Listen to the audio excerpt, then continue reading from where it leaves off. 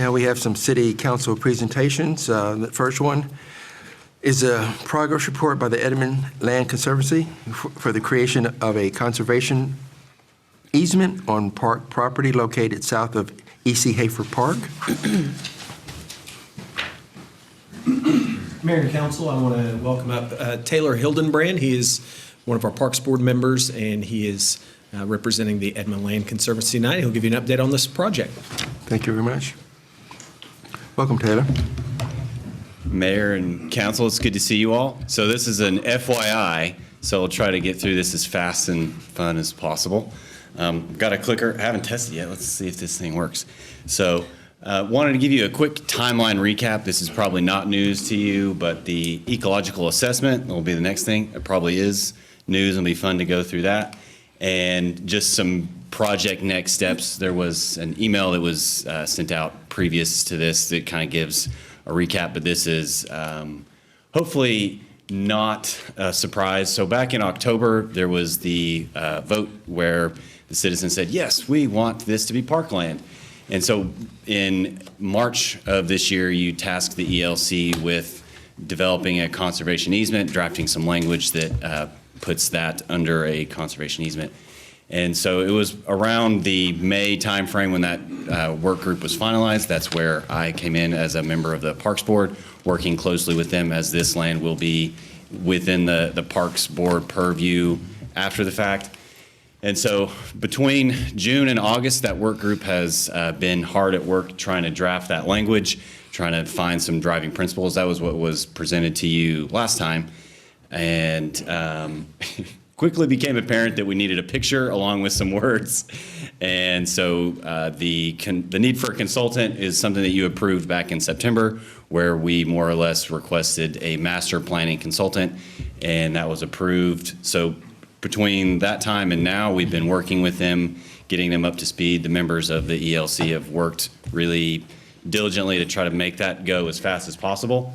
So also in the month of October, pretty awesome, there were some professors at UCO who conducted an ecological assessment of that site to know what is there and really to identify the value of what's being preserved.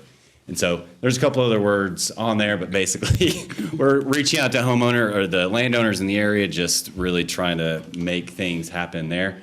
And we're meeting tomorrow. You can't really see that, but that's okay. That says that we're meeting with the consultant tomorrow to really draft what I'm going to call like the Q4, Q1 plan, since Christmas is like tomorrow, it seems like, outside. And so just trying to get a schedule of events lined out, which we'll talk about towards the end.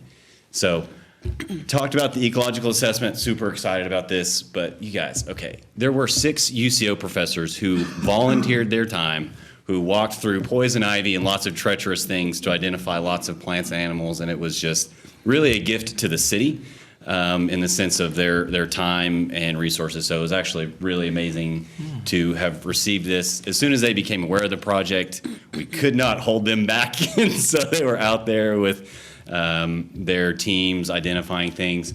Some really cool stuff. They identified or expected to observe almost 650 different species, which is amazing to me. I had no idea that 22 acres could possibly house that much diversity, and it does. So there's a 28-page report, not going to go through it, but basically they list the scientific names of all of these amphibians and birds and mammals. They expected a bobcat to be there, which I think Casey might be able to. There was a Parks Board member who actually identified that on their car. Anyway, so lots of biodiversity in here, which is really amazing. And the report also had some recommendations on it. I'll fly through them real quickly for you. There's some non-native plants, AKA Johnson grass, and lots of poison ivy. It represents around 22% of the plants in there, so their recommendation was to eliminate and control that over time. And also some targeted thinning of the understory, which really just means it's basically inaccessible right now to anyone who's not a biology professor who has like a machete in his Bear Grylls. So that'll reduce the fire danger, which is a benefit to everyone, particularly the residents in the surrounding areas. And restoring grassland communities, what this means is that it increases biodiversity. There's some really unique I'm forgetting the word, it's a very fancy, like scientific word that means lots of animals can thrive in these different areas, and it's a really good representation of this area. And so by a targeted rehabilitation of those areas, it'll naturally ensure preservation for years to come. So thought that was really insightful. And of course, a team of professors would love the educational value. And honestly, after listening to their presentation, I could not agree more. This area represents a pretty great area of opportunity for the UCO students. I think they identified where at least 2 of their students could do their thesis paper on some of the habitats and different environmental and conservation activities that could happen here just with the interaction of Spring Creek and all that stuff. So really neat, cool progress that's being made there. This is Dr. Parks and an earth snake. There you go. He's just holding a snake. So this was done in the summer, so as a quick caveat, they think they can find a lot more of animals and things, and so beware, lots of things. So this is what was presented to the ELC in October, and we're going to use their recommendations to kind of frame the easement language, but also some of the master planning process. So I wanted to go over that with you. And so some of the next steps, pretty straightforward here, but we'll be conducting a community listening session after Christmas, since it's really not honoring to the community to say you have a million other obligations, come listen to this significant update, and so we want to be able to coordinate that with Kimley Horn, consistent with their recommendations. They feel like January is the best time for that. So we'll be keeping an eye on that. And once we kind of collect that feedback, that'll help us prepare the easement language in parallel with the master plan. Basically just the picture and the words at the same time. That's around, we're starting that now and expect to finish that in the first quarter of 23. And then we'll deliver back to you a finalized conservation easement with the collaboration of the Parks and Rec Board.